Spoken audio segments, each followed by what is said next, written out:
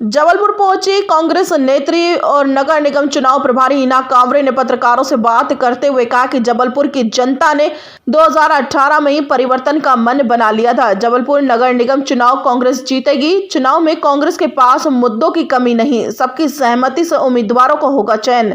कांग्रेस ने हमेशा युवाओं को महत्व दिया है। बीजेपी के पास काम करने के लिए 15 वर्ष थे, फिर भी मूलभूत सुविधाओं का अभाव।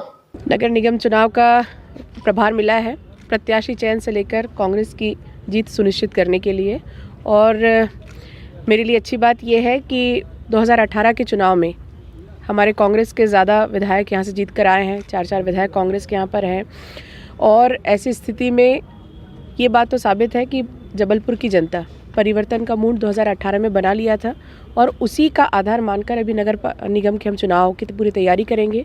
सभी हमारे विधायकों से, संगठन के प्रमुख जो हमारे हैं सभी संगठनों के, उनसे और वार्ड के जो वर्तमान में पार्षद हैं, जो भी सीनियर कांग्रेस के लीडर हैं, सबसे बातचीत करके सबका बात सुनकर और फिर उम्मीदवारों का चयन होगा और सबकी सहमति से उम्मीदवार का चयन होगा। जो मुझे काम मिला है और मुझे पूरा विश्वास है कि आज मैं एक अभी आंदोलन में गई थी। आदरणीय हमारे पूर्व मंत्री लखन घनघोरी जी के नेतृत्व में कार्यक्रम था। बहुत शानदार आंदोलन हुआ और वो आंदोलन कोई बहुत बड़ी मांगों को लेकर नहीं था।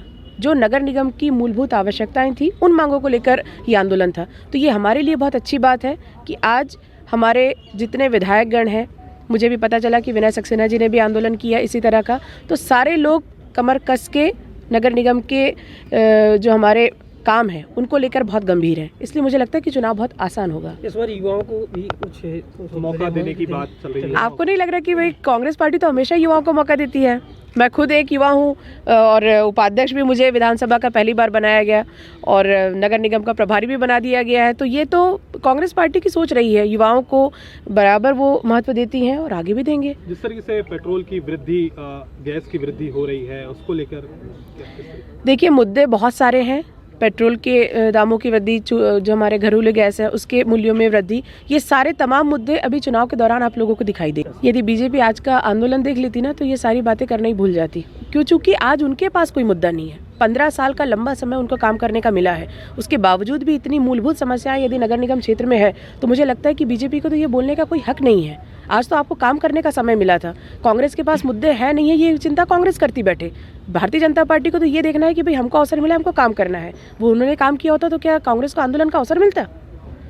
तो ये सब चीजें बीजेपी और क्या बोलेगी। पार्षद पत्नियों को लेकर कुछ शायद यार बड़ा ये इशू बना हुआ है। पार्षद पत्नियां, मतलब भाई 50% का आरक्षण मिला हुआ है तो कहीं ना कहीं से हमको जिताऊ उम्मीदवार देना है।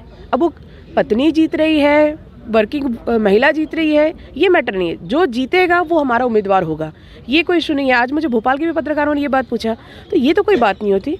यदि अच्छा महिला कोई काम कर रही है और यदि उनका एक व्यक्ति जो लगातार मेहनत कर रहा है, उनके वार्ड में यदि आरक्षण हो गया है और अगर महिला निकलकर सामने आकर काम करना चाहती है, क्योंकि बिना महिला की सहमति के तो कोई होगा नहीं। यदि वो खुद इच्छुक है लड़ने की तो फिर क्या है, महिलाओं जो आरक्षण मिला है वो तो मिला ही इसलिए है कि आप बाहर निकल कर आओ, काम करो।